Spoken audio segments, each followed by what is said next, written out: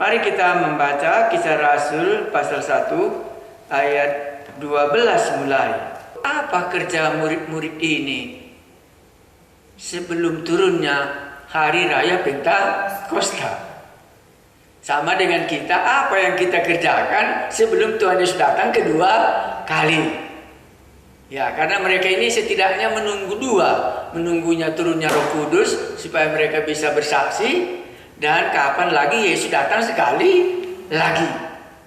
Ya, apa yang dikerjakan mereka sesudah mereka kembali dari Bukit Zaitun.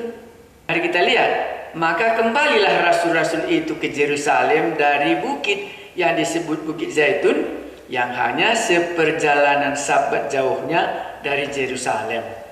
Seperjalanan Sabat itu kurang lebih 1 kilometer.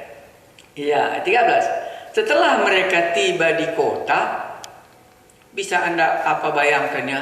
Gurunya sudah pergi, mereka kembali ke kota.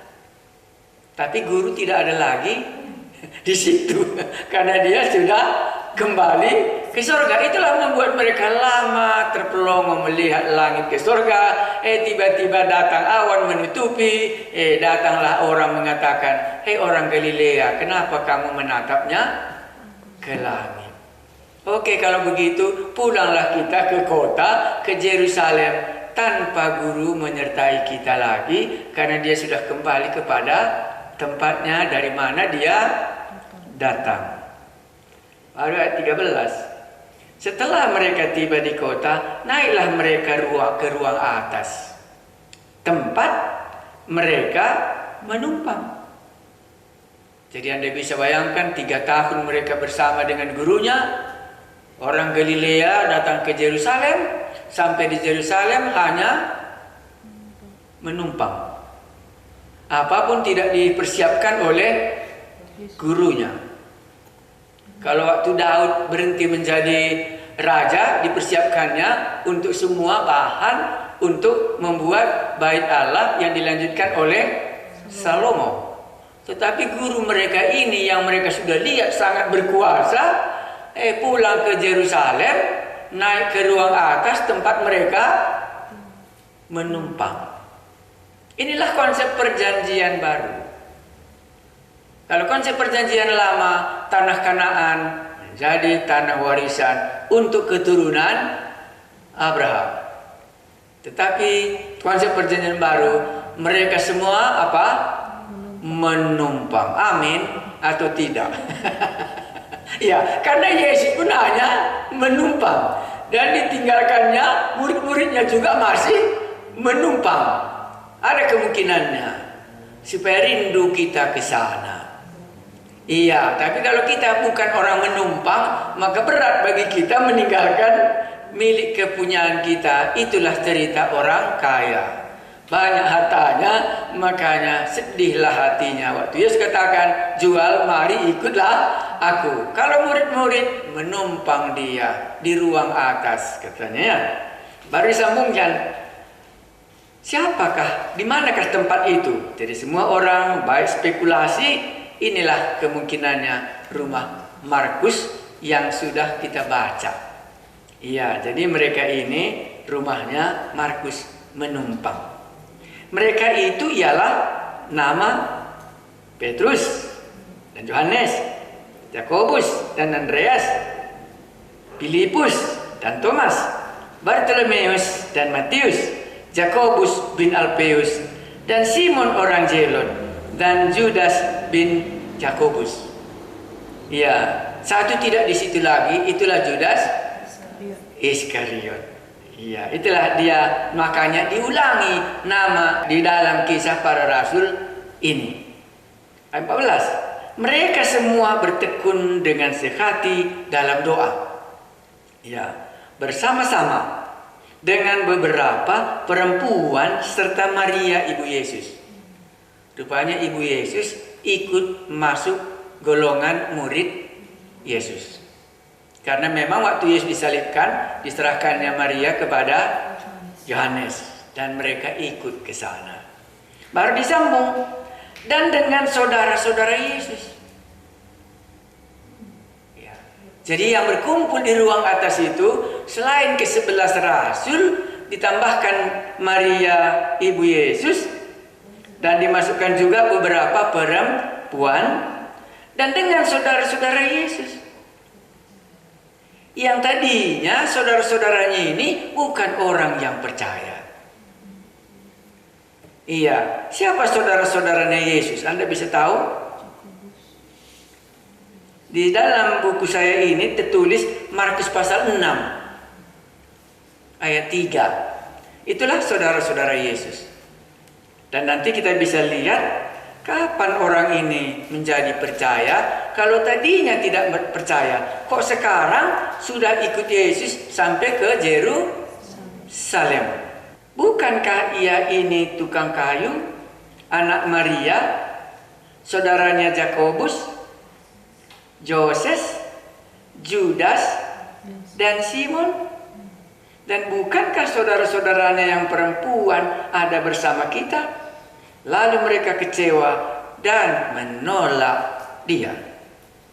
Tapi sesudah Yesus bangkit, dia masuk dalam golongan orang yang menanti turunnya Roh Kudus, supaya mereka ini dibaptiskan dalam Roh Kudus, supaya mereka bisa bersaksi. Lihat nama ini, 1 Yakobus, 1 Yoses, 1 Judas, dan 1 Simon. Maka di dalam cerita Alkitab kita mungkin Anda ingat 1 Korintus pasal 15 ayat 7. Itu sangat berbeda, tetapi Paulus menuliskannya. Pasal 15 itu berbicara soal kebangkitan. Selanjutnya ia menampakkan diri kepada Yakobus, kemudian kepada semua rasul. Iya, inilah Yakobus, saudaranya Tuhan Yesus. Dan saudaranya inilah nanti menjadi pemimpin di Yerusalem. Sesudah Yakobus murid rasul tadi dibunuh oleh Raja Herodes. Nah, inilah Yakobus. Dan Anda baca lagi siapa? Judas. Inilah menulis surat Judas. Jadi Yakobus ini juga ada suratnya, Judas juga ada suratnya. Kapan mereka ini percaya? Mereka ini percaya sesudah Yesus bangkit dari antara orang mati. 1 Korintus 15 ayat 7. Sehingga mereka sadar bahwa ini walaupun saudaranya secara keluarga, tetapi ini lain dia. Memang betul dia berasal dari surga. Dan begitu dia bangkit, maka baik Yakobus maupun Judas akan mengikut mereka waktu mereka berkumpul menompang di ruang atas itu. Nah, disamakan di sini nama-nama mereka, siapa yang ikut untuk menantikan kedatangan Roh Kudus yang akan membaptis mereka, dan mereka harus menjadi saksi. Ya, itulah yang pertama kita bisa lihat. Karena menjadi saksi harus orang yang melihat pelayanan Yesus selama dia hidup dan melihat kebangkitan Yesus, bahkan harus melihat sampai Yesus naik ke surga, supaya kesaksiannya itu lengkap. Dan sebenarnya tidak ada bisa kesaksian kita mengenai Yesus yang bangkit dari antara orang mati. Memang benarlah dia disalibkan juga, nggak bisa ada kesaksian kita karena faktanya begitu banyak. Kalau memang bukan Yesus yang disalibkan, ngapain Simon Petrus menyangkal? Bisa saja Simon Petrus nggak menyangkal kalau memang gurunya yang dilepaskan. Kenapa dia ketakutan kalau gurunya memang dilepaskan? Tetapi karena memang benar, karena dia mengikuti sampai ke kayu salib, maka dialah menjadi salah satu saksi tentang penderitaan Yesus waktu nanti ditulisnya bukunya dalam 1 Petrus pasal 5. Jadi murid-murid, dan ditambah dengan saudaranya, dan ditambah dengan beberapa, kumpullah mereka menantikan janji yang sudah dikatakan oleh Tuhan Yesus sesudah dia naik ke surga. Baik, kita lanjutkan. Selain mereka berdoa, kan itu ada kerja mereka. Mereka semua bertekun dengan sehati dalam doa bersama-sama. Dan dengan perempuan-perempuan serta ibu Yesus, dan dengan saudara-saudara Yesus. Saudara-saudara Yesus yang kenal sekali dengan Yesus mulai dari kecil.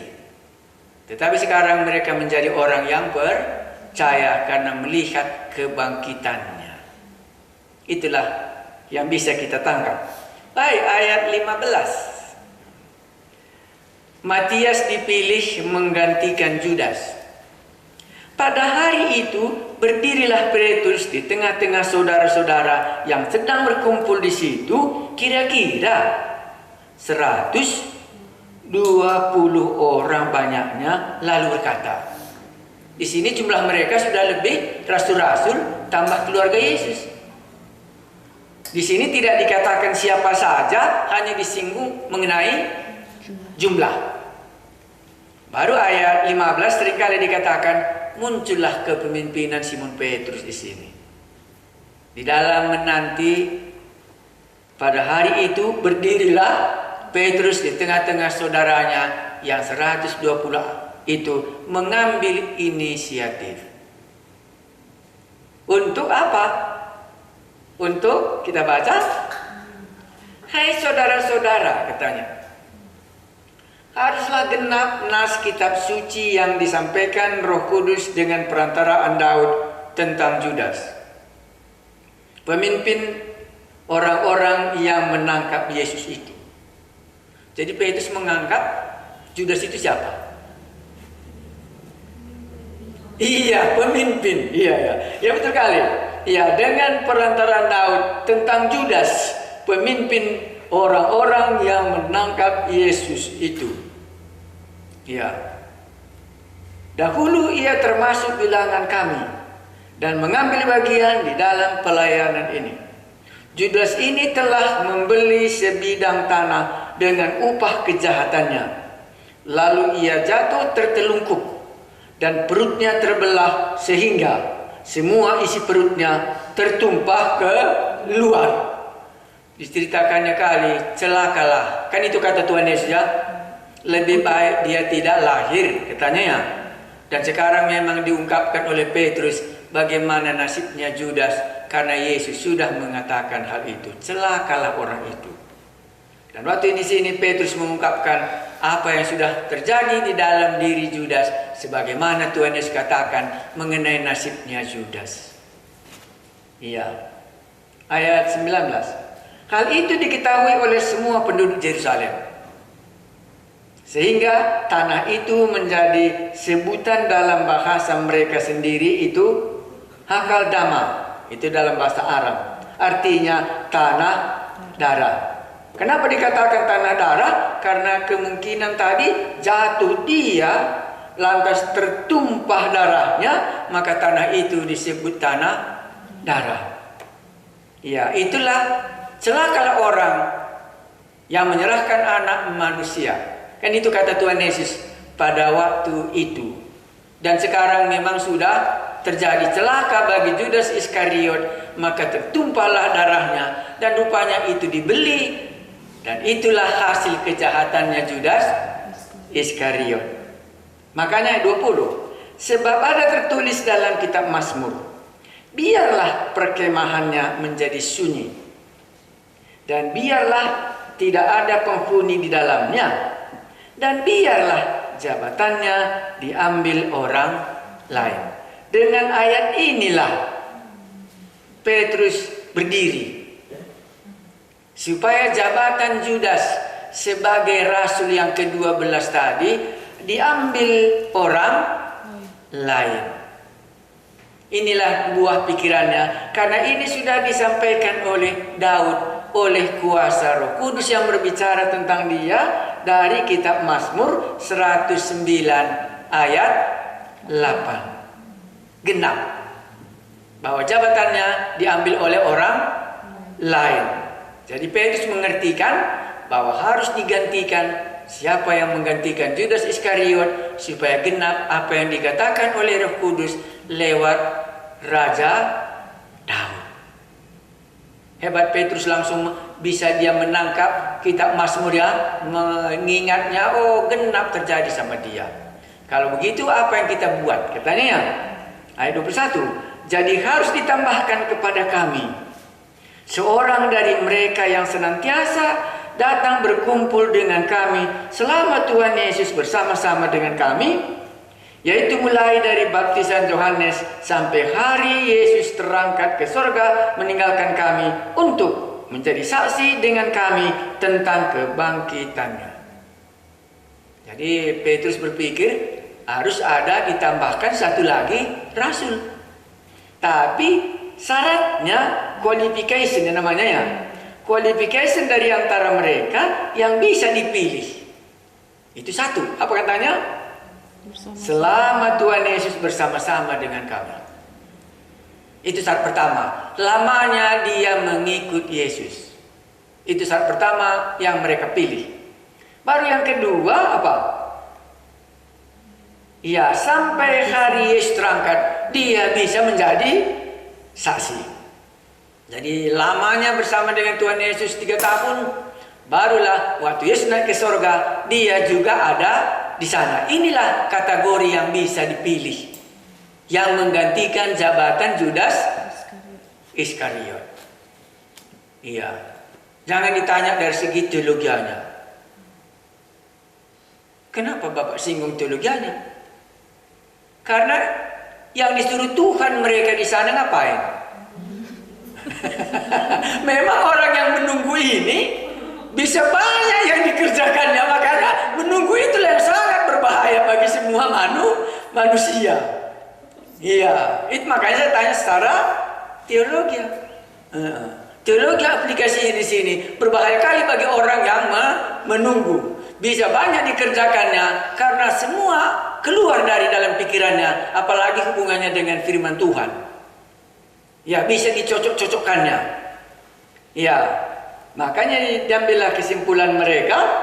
Ya, tadi katanya tunggu, tetapi sambil menunggu mereka berdoa, sambil berdoa mereka memilih penggantinya Judas Iskariot supaya genap kitab Mazmur 109 ayat 8, supaya jabatannya diambil oleh orang lain. Begitulah dia mengaplikasikannya. Itulah makanya kita tadi singgung sebentar mengenai teologi. Karena kisah para rasul, sejarah gereja tidak boleh sejarahnya saja. Harus sampai kita apa yang dimaksudkan Allah dalam cerita ini. Ya, kalau menulis sejarah gereja harus kita tahu apa teologianya, makanya berdiri gereja ini. Tahu arti teologi ya? Apa yang Allah mau capai dalam gereja ini, maka didirikannya gerejanya ini. Bukan organisasinya yang saja disoroti, karena organisasinya ini manusia yang membuatnya, tapi tujuan gerejanya itu Allah yang membuatnya. Ya, mari kita lihat berikutnya ayat berapa? Ayat 23. Jadi syarat yang menggantikan jabatan Judas Iskariot, satu, harus menjadi saksi bersama dengan Tuhan Yesus dan harus bersama dengan dia melihat Yesus naik ke surga. Kualifikasi bersama dengan Tuhan Yesus cukup. Baru mereka ayat 23. Lalu mereka mengusulkan 2 orang. Satu Yusuf yang disebut Barsabas, dan yang juga bernama Justus dan Matias. Ya. Siapa orang ini? Nggak usah kita terlalu lama kali mendiskusikannya. Tapi inilah yang dipilih dari halayak ramai ini. Sudah ada pemilihan dan mereka pilih 2 orang. Iya, sesudah itu ayat 24 apa mereka buat sesudah mereka buat 2? Mereka semua berdoa. Ya. Dalam catatan saya, kenapa mereka berdoa? Untuk menentukan apakah Barsabas atau Matias. Dalam komentar orang yang saya baca, karena mereka ingat apa yang dibuat Yesus sebelum dia memilih rasul-rasul. Ya, itu yang dikatakannya dalam Lukas pasal 6 ayat 12 sampai 13. Mereka tiru itu. Guru kita juga dulu sebelum memilih ke-12 rasul jika dia berdoa. Nah, makanya mereka juga di sini membuat hal yang sama. Mari kita baca Lukas 6 ayat 12. Jadi dampaknya kehidupan murid-murid, kalau mau kita menganalisanya, apa yang dibuat gurunya itu nanti yang dilakukannya. Pada waktu itu pergilah Yesus ke bukit untuk berdoa. Dan semalam-malaman ia berdoa kepada Allah. Ketika hari siang, ia memanggil murid-muridnya kepadanya. Ia memilih dari antara mereka 12 orang yang disebutnya rasul. Namanya terus ke bawah. Jadi mereka tahu, guru kita dulu waktu memilih rasul-rasul, memilih kita menjadi rasulnya, dia juga berdoa. Maka kita juga harus berdoa. Itulah dia di sini. Apa isi doanya? Supaya nanti teologianya keluar sini. Ya Tuhan, Engkaulah yang mengenal hati semua orang. Ini isi doanya. Tunjukkanlah kiranya siapa yang Engkau pilih dari kedua orang ini. Itulah isi doanya. Untuk menerima jabatan pelayanan, yaitu kerasulan yang ditinggalkan Judas yang telah jatuh ke tempat yang wajar baginya. Ya Tuhan, itulah doa mereka ya. Engkau yang mengenal hati semua orang. Jadi iman mereka itu bagus ya. Engkaulah yang mengenal hati semua orang. Ke situ arahnya dia. Tunjukkanlah kiranya siapa yang Engkau pilih dari kedua orang ini. Iya. Ini kalau saya lihat latar belakangnya ini, latar belakangnya waktu Daud dipilih menjadi apa? Menjadi raja. Iya. Ya, kan Isai nama bapaknya ya. Isai itu dibawanya lah siapa namanya yang paling besar ya? Eliab ya. Abang yang paling tua. Itu dibawa. Lantas Samuel katakan, Roh Kudus katakan, bukan ini. Mana lagi anakmu? Kita ditaruhnya lagi. Oh ini juga bukan katanya. Tadi lagi tanya, oh ini bukan katanya. Iya. Barulah dikatakannya masih adakah satu orang lagi? Oh ada satu lagi di sana. Disitulah dikatakan Allah tidak melihat parasnya, tetapi melihat hatinya. Amin. Jangan nanti kita lihat kira Tuhan melihat muka kita, rupanya dia melihat apa? Ia melihat hati kita. Sebagaimana rasul-rasul, itulah doanya. Karena dia tidak bisa menentukan apakah Barsabas atau Matias. Karena Tuhan yang tahu kedua hati orang ini, maka Tuhanlah yang memilihnya. Ya, seperti tadi dalam pemilihan Raja Daud itu, akhirnya Tuhan katakan, jangan aku tidak melihat paras, tetapi melihat hati manusia. Jadi Allah itu sangat concern mengenai hati manusia, dan ini ditangkap oleh rasul. Makanya dia katakan, ya Tuhan, Engkaulah yang mengenal hati semua orang. Jadi bisa kita aminkan itu ya, Tuhan mengenal isi semua hati semua orang. Jadi jujur atau tidak jujur pun dia, semuanya Tuhan tahu isi hati manusia. Oke, sesudah itu bagaimana doanya? Sesudah dia berdoa, ditunggunya Roh Kudus atau bagaimana? Iya, itu masuk ayat 26. Lalu mereka membuang undi bagi kedua orang itu, dan yang kena undi adalah Matias. Dan dengan demikian ia ditambahkan kepada bilangan ke-11 rasul itu. Pakai apa mereka undi? Ada di dalam Alkitab, nanti Anda bisa tambahkan itu di dalam kitab Keluaran 28 ayat 30. Inilah namanya Urim dan Tumim. Untuk mengetahui kehendak Allah pada zaman itu hanya dua pilihan, Urim dan Tumim. Anda ingat bagaimana Gideon diyakinkan oleh Allah untuk melawan bangsa Palestina itu ya? Iya, untuk meruntuhkan penyembahan berhalanya itu diambilnya apa? Bulu domba. Kalau nanti basah katanya ya. Sekali lagi kalau nanti menjadi kering. Itulah Urim dan Tumim sebelum munculnya masa imam-imam. Munculnya dalam zaman Samuel. Mereka hanya hitam dan putih. Makanya mereka pilih dua. Itulah Urim dan Tumim. Sesudah mereka berdoa, mereka naik kelas seperti ini. Yang mana nanti namanya, itulah yang dipimpin oleh Tuhan. Apa komentar kita? Pasti jawab kita seperti main. Iya, Urim dan Tumim, cuma nggak ada pilihan yang lain karena kan banyak yang lain. Nah, makanya kita harus mengatakan cerita ini ialah apa? Ini masih perjanjian lama. Bagaimana untuk mengetahui pimpinan Allah? Itu hanya berdasarkan perjanjian lama. Makanya tadi mereka harus menunggu bagaimana nanti Roh Kudus selanjutnya untuk memimpin perjalanan murid. Tapi sebelum Roh Kudus turun, mereka masih melakukan perjanjian lama, Urim dan Tumim. Apa teologianya di situ?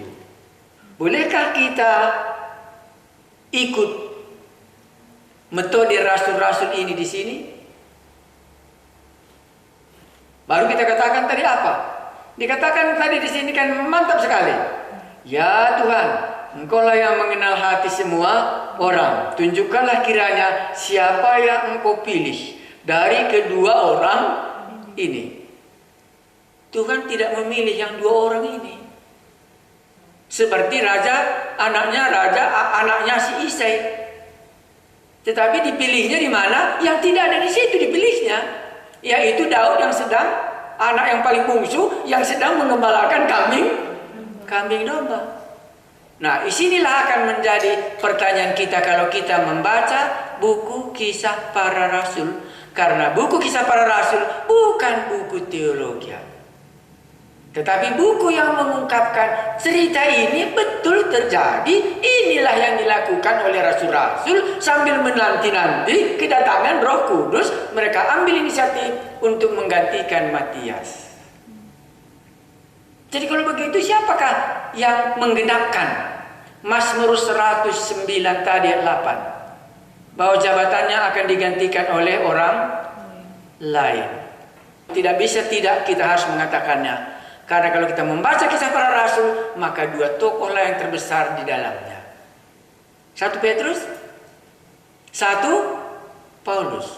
Makanya Paulus juga harus melihat kebangkitan Yesus yang telah dia naik ke surga, dan inilah yang dipilihnya. Maka cerita Matias tak ada kita lihat dalam selanjutnya. Jadi beranikah kita mengatakan salah murid-murid ini? Ya, berarti nanti kita jumpa lagi. Kenapa Simon Petrus nggak mau khotbah ke rumah Cornelius? Jawabnya sama juga. Karena masih memiliki konsep yang lama, najis bagi mereka kalau pergi ke rumah orang yang bukan orang Israel untuk memberitakan Injil. Karena mereka ingat engkau akan menjadi saksiku di Yerusalem dan di Judea. Nah, di sini juga sama. Mereka memikirkan sesuai dengan konsep mereka di dalam perjanjian lama. Maka haruslah ditambahkan ini supaya genap kitab Mazmur 109 ayatnya yang ke-8. Supaya jabatannya digantikan oleh orang lain. Tapi dalam ceritanya nanti seluruhnya, makanya Pauluslah yang bisa kita lihat yang menggantikannya. Karena dialah nanti yang akan menggenapkan pekabaran Injil ke ujung bumi, ke ujung dunia, sampai ke Roma pada waktu itu. Nah, jadi jangan pula nanti kita sampai di rumah kita mencintai si butet sama si beru, kan gitu bisa. Yang manakah ini Tuhan, engkau lah mengetahui kedua hati anak gadis ini. Barulah kita ambil Urim dan Tumim. Barulah kita naikkan, kebetulan dapatnya lah si butet yang dia tidak sukai. Maka dalam hatinya bolehlah yang tidak suka pun kalau itu dari Tuhan katanya. Tetapi dalam hatinya Urim dan Tumim. Karena ditirunya apa yang dibuat oleh Rasul ini. Ini kan di dalam ceritanya Rasul pun dibuat seperti itu. Nah, makanya tadi kita ceritakan apa yang mereka kerjakan waktu mereka menanti. Yang disuruh Tuhan, tunggulah di Yerusalem untuk janji Bapa. Iya, untuk menantikan yang dijanjikan Bapa bagi kamu, itulah Roh Kudus supaya akan memberikan kuasa kepadamu. Sambil menunggu itu, karena mereka nganggur, ada yang dia kerjakan, dibuatnya lah Matias menggantikan Judas Iskariot. Jadi kalau kita tidak mengerti posisi teologianya di sini, maka kita akan salah menafsirkan buku Kisah Para Rasul ini. Iya, nanti banyak cerita yang sama. Seperti itulah ceritanya ke belakang. Sebelum Roh Kudus, mereka masih melaksanakan konsep perjanjian lama. Itulah konsep keimaman raja dan nabi, Urim dan Tumim, untuk mengetahui kehendak Allah di dalam hidup mereka. Nah, makanya disinggung di sini, barulah masuk pasal 2, Anda tahu itu sudah Roh Kudus turun. Jadi kalau gitu bagaimana yang bisa paling tepat? Inilah masa kekosongan di mana mereka harus berdoa dan menantikan hal itu. Sekarang masuklah Roh Kudus yang akan memimpin mereka. Nanti Anda bisa lihat pasal 2, bagaimana Roh Kudus memimpin mereka.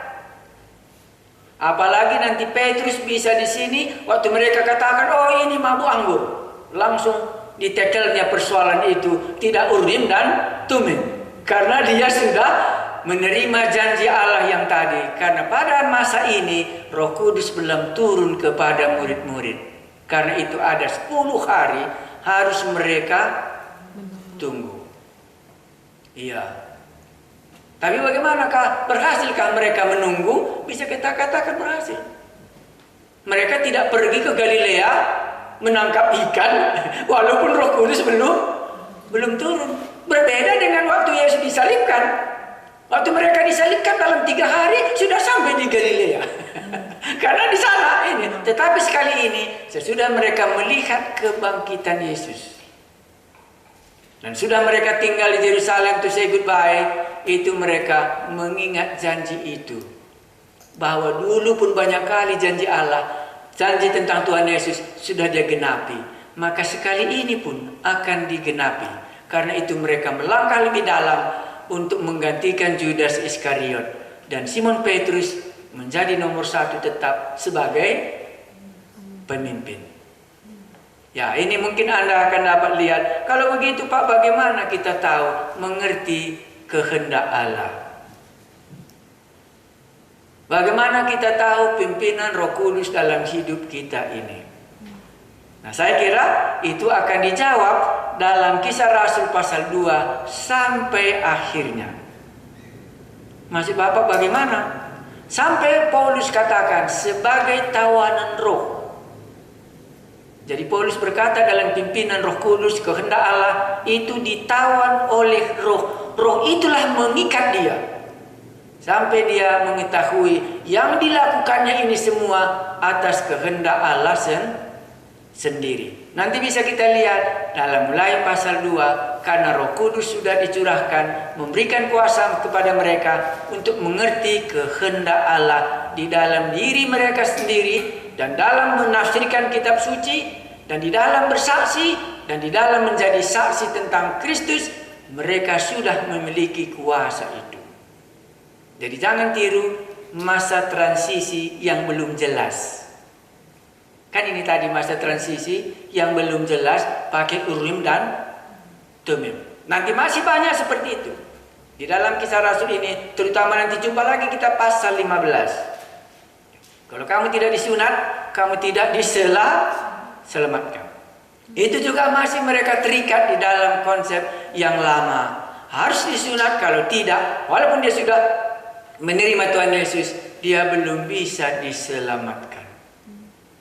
Ya, ini masa menanti dalam 10 hari. Masuklah hari raya Pentakosta. kami mengucapkan syukur boleh melihat bagaimana terikatnya mereka dalam yang lama. Masih memakai Urim dan Tumim untuk mengetahui kehendak Allah. Kami berdoa supaya untuk mengetahui pimpinan Allah di dalam hidup kami masing-masing, termasuk di dalam menentukan pekerjaan Allah, supaya Roh Kudus yang Tuhan janjikan itulah memberikan kuasa bagi kami untuk mengetahui apa yang Tuhan kehendaki kami kerjakan. Karena Tuhan kami Yesus sudah naik ke surga, dan Roh Kuduslah yang dijanjikan akan memberikan kuasa dan akan menggantikan kepemimpinan untuk murid-murid. Kamilah murid-Mu. Pimpinlah kami dan berilah kami dapat menangkap apa yang dipikirkan oleh Roh Kudus, sehingga Roh Kudus yang ada dalam hati kami memang benar menjadi pemimpin hidup kami dan mengetahui kehendak-Mu dari hari ke hari di dalam perjalanan kami. Kami berdoa buat semua situasi COVID Corona ini. Tolonglah kami Tuhan kami Yesus. Kalau semuanya semakin merajalela, lindungilah kami supaya kami tidak terkena tulah itu. Dan lepaskanlah kami dari bahaya itu. Karena kepadamu-lah hati kami. Dan Engkau sendirilah yang dapat, dan beri kami juga dipimpin oleh Roh Kudus supaya tidak terkena masalah ini. Beri damai dalam hati kami. Engkaulah Yesus Tuhan dan Juru Selamat kami. Amin.